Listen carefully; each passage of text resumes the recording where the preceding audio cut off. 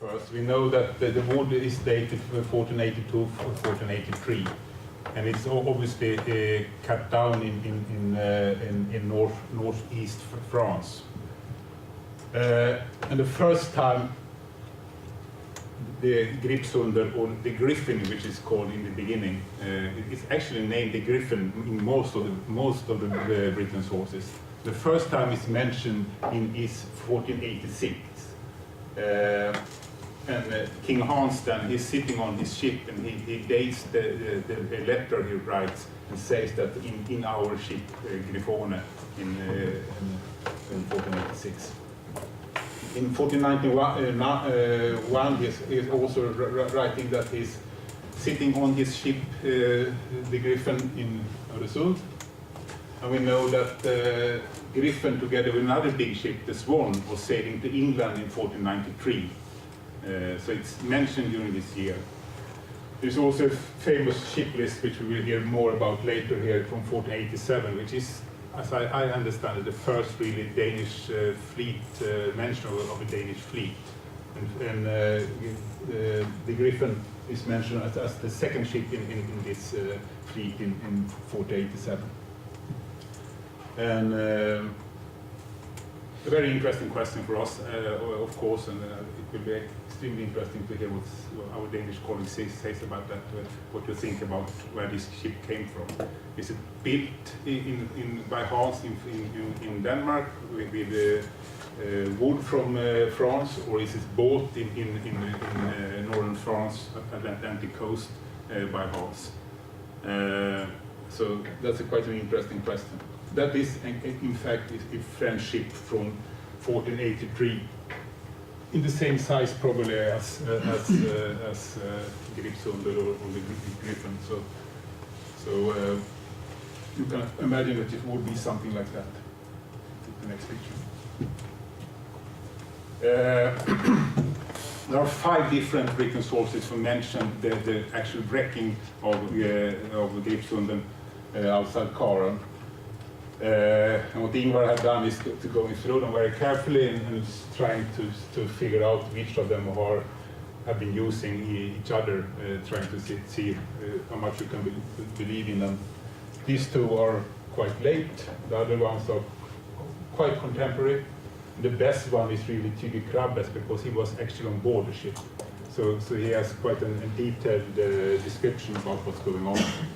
And saying that Hans the king was not on the ship that they had, was sitting on a small boat or close to the ship when he started to burn out here. And he has quite a lot of other observation also. One of the things I think is fascinating is that he mentioned some kind of astrologist or mathematics on board the ship who obviously explodes or who are killed in the explosion. But also that quite a lot of things going down with the ship. That's the written sources. Take one more picture just.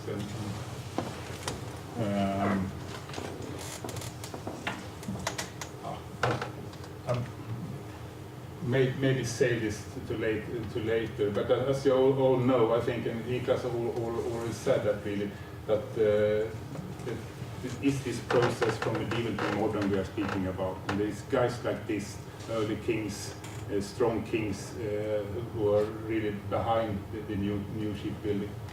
In this case, they're a bit later than the Griffen, and they are kings from the 15th century, but they are behind these ships. Take another one.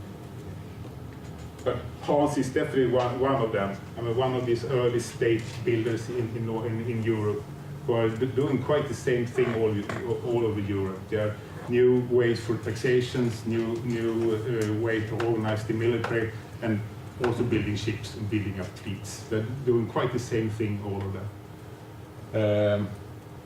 And Hans is also involved in quite an interesting historical context in Nordic history, because this is a period where still the Kalmar Union is still in work, or still function. From 1397 up to 1523. Sweden, Denmark, Norway was one country. They were united as one country. Most of the 1400s was quite turbulent and changing. I think the power was changing more than 20 times during this period. And the Swedish states are quite often ruled by local noblemen, riksföreståndare. We have Carl Knutsson, for example, in the middle of the 1500s. We have Sten Sture in the end of this century, which is very, very strong men. They are almost kings. They're ruling like kings. And Hans and Sture has quite a tight relationship for a lot of years, because Hans tries to come back in position, while Sten Sture is blocking it. He's blocking it for almost 15 years. And it's not until 1497 he managed to be crowned as king in Stockholm. And actually, as you all know, Gribshunden is going to the bottom on the way up to Kalmar to meet. Hans is going to meet Sten Sture in Kalmar. So that's why she is in Blekinge, or on the way up on the coast. Is anchoring up here for a while. Hans just shifts both and actually going up to Kalmar and waiting for Sten Sture, but Sten Sture doesn't turn up in Kalmar. He's coming in August, but then Hans already had gone home to Denmark again. And it takes 2 more years until Hans is managed to be king for a very, very short period. I leave it so, but I think but if you didn't know this story, you have some context to it. Ingvar is going into this much carefully in his article, but it's very shortly. That's the historical background. And it's a very turbulent, very interesting time. And it's really, I think this is also this medieval, I mean, you can of course study this process from medieval to modern in a lot of things. You can study it in written sources, in power relations, you can study it in shipbuilding. I mean, it's a process in the whole society. And the really interesting thing, I think, is when you put it together.